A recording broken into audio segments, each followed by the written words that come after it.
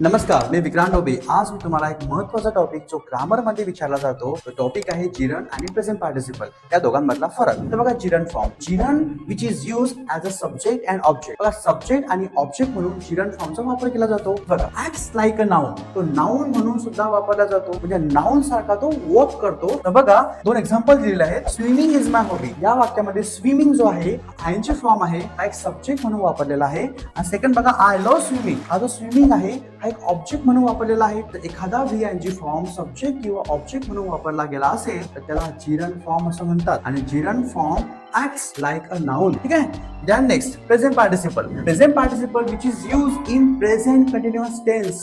म्हणजे एक main verb म्हणून वापरला जातो. आता एखाद्या नाउनला जो आपण डिस्क्राइब करतो त्याला काय म्हणतो आपण ऍडजेक्टिव्ह. म्हणून ऍडजेक्टिव्ह म्हणून सुद्धा याचा वापर केला जातो. प्रेझेंट पार्टिसिपल आणि जिरंड मध्ये एकच फरक आहे की जिरंड हा सब्जेक्ट आणि ऑब्जेक्ट म्हणून वापरला जातो. तसेच प्रेझेंट पार्टिसिपल हा ऍडजेक्टिव्ह आणि मेन वर्ब म्हणून वापरला जातो. बघा एक्झाम्पल आहे he is swimming in the river. तर स्विमिंग आहे हा एक मेन वर्ब आहे. हा झाला present participle. They jump into a swimming pool. तर इथं जो आहे हा जो पूल आहे हा नाउन आहे आणि नाउनला डिस्क्राइब करणारा शब्द काय स्विमिंग. हा ऍडजेक्टिव्ह म्हणून वापरला जातो. मेन वर्ब किंवा ऍडजेक्टिव्ह म्हणून जेव्हा एखादा VING फॉर्म वापरला जातो त्याला प्रेझेंट पार्टिसिपल असं म्हणतात. असेच ग्रामरचे टॉपिक तुम्हाला बघण्यासाठी या चॅनलला आणि या इंस्टाग्राम पेजला तुम्ही फॉलो आणि सबस्क्राईब करा. Thank you so much.